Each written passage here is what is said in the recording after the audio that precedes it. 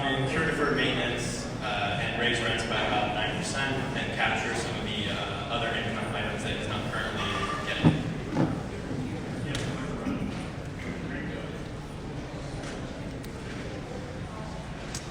So the purchase price is $7.4 million, or about $51,500 per unit. And including our CapEx budget, which is about $6,500 a door, our all-in basis is far below some of the comparable comps that are trading on a stabilized basis in the $70,000 per unit.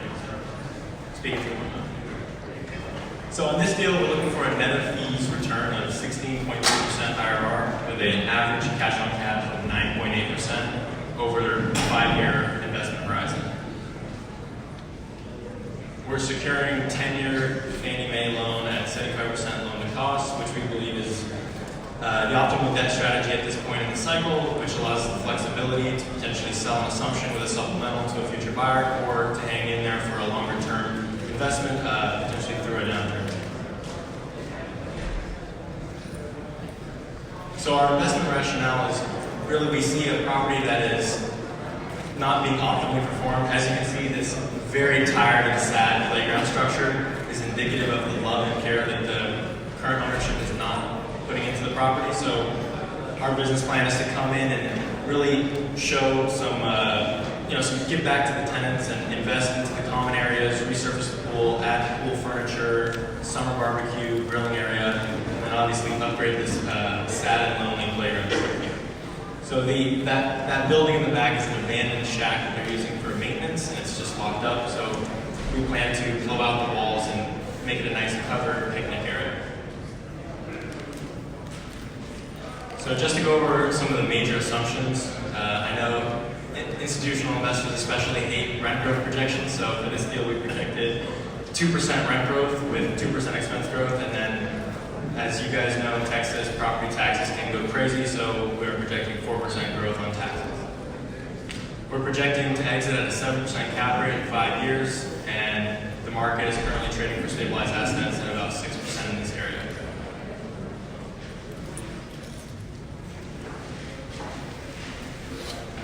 Our terms are a 1% acquisition fee, 1% asset management fee, an 8% preferred return, and a 80-20% split over the growth.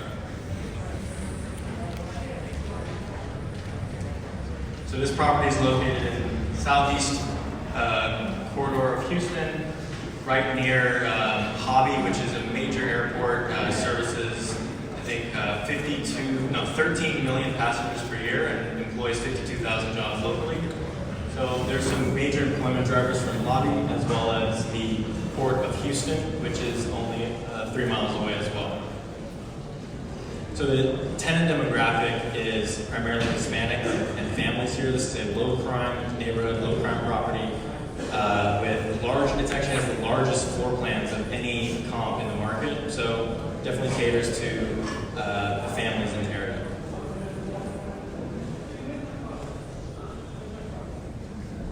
So one of the major risks of a Class C asset that is 1964 built are the mechanicals, specifically chiller and boiler. So on our inspection of this property, we found that the chiller is 5 years old and in perfect shape, and the boiler is older, but it is in very good condition. So we have taken that into account in our inspections, and it is reflected in our CapEx budget. So in our business plan, we're planning to raise rents by about $80 or 9%. And that's going to be accomplished through a $4,500 per unit interior renovation program, which includes new vinyl flooring, replacing the appliances, and upgrading the countertops and some light fixtures. So that would be considered a pretty standard hard turn or heavy turn in the Houston market, and it typically commands a premium anywhere from $70 to $150. So just to point out another deferred maintenance item, which I know panelists earlier said they don't like deals with deferred maintenance. We actually love deferred maintenance because it's indicative of opportunity. And here you can see some parking lot repairs needed. There are some active leaks on the property, so our plan is to come in and address those deferred maintenance items and make this property a much more sellable property in the future to a stabilized buyer.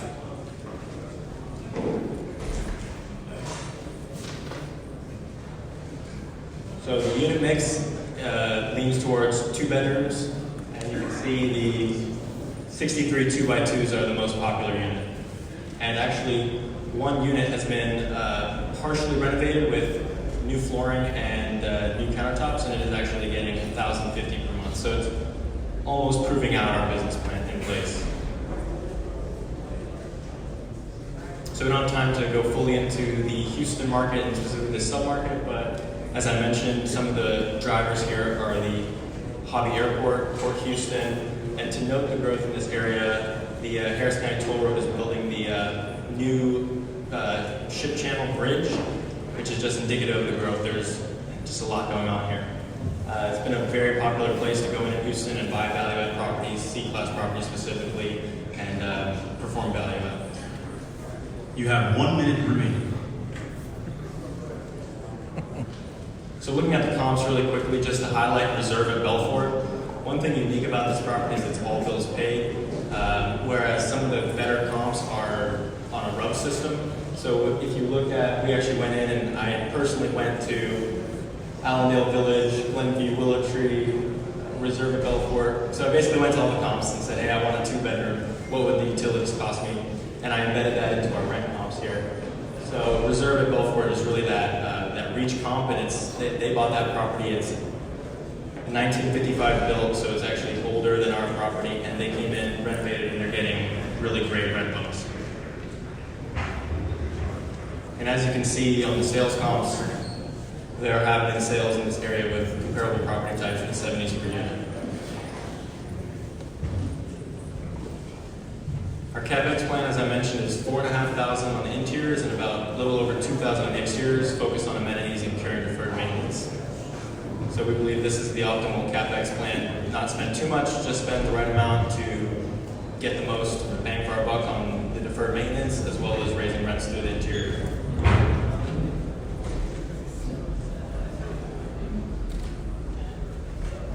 And just to point out, highlight, the break-even occupancy day one would be 80%, which is pretty strong considering where cap rates are across the country.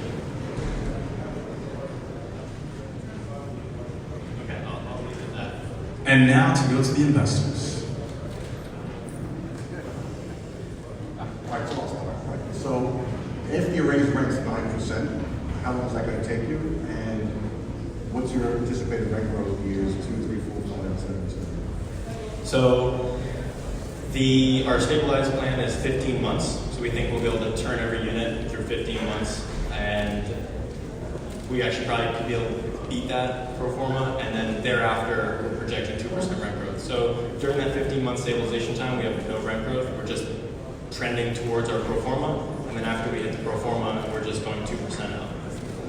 9% up. You're only expecting 9% up. Correct. Sorry if I missed it, but what was the in-place cap rate that you're buying at? It's about a 6. And what's your exit cap rate? 7. Okay, that's good. Your cap, it looks like the property needs a lot of tender loving care. Are you sure you capitalize enough money to make it look like you want to? Because it seems like you can raise rents by 8, 9%, $80 could erode very quickly.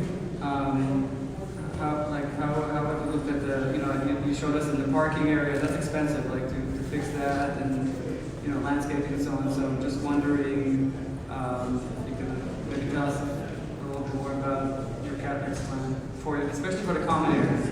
Right. So we've been on site with our preferred vendor for general contracting, TPI, and we were under some of the buildings and looking around, and he's bid up the project, so he's confident about the exterior deferred. What are you planning to do inside the units with $4,500? So that's vinyl flooring, new appliances, countertops, resurface and repaint cabinet fronts, and light fixtures. Is there any new construction expected around this area? No. Tell us about your experience with assets like this in this market, and how do you guys come up with a deal? Sure. So just to go very quickly, a nice case study similar to this deal. We bought into a different submarket, different tenant base, but nice C-class workforce submarket in Houston. We bought that deal at about 70% occupancy. We dealt through a big turn of the rent roll with a lot of evictions, and then we were able to release up to 90% while increasing rents to 20% through a similar capex spend of about $6,000 per unit.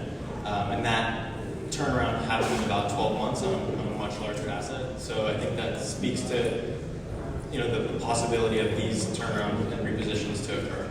You have 1 minute for any last questions. Do you in-house property management or are you utilizing third parties? We have a bit of a hybrid. We are partnered with a boutique firm based in Dallas, and we're a significant book of their business. They're not a big risk or anything like that. I have two, since 30 seconds, I have two quick questions.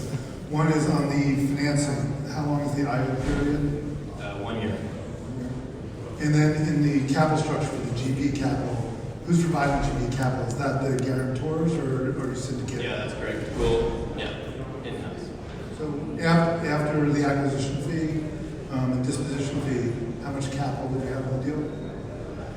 So we were looking to put in 10%, about $250,000. Acquisition fee would be about $75,000. So in the end, it would be $175,000. Okay. And the other question I had was, in your diligence, given the nature of the property, do you have a sense what the occupancy is per bedroom? I know in a lot of these properties, occupancy can be higher than one person per bedroom. You're asking occupancy per bedroom? How populated is it? Yeah, I'm not sure to that. I was able to walk into about 15 units, and it was during the middle of the day, so it's anywhere from one person in a 2-bedroom to maybe 3 people in a 1-bedroom. Thank you very much.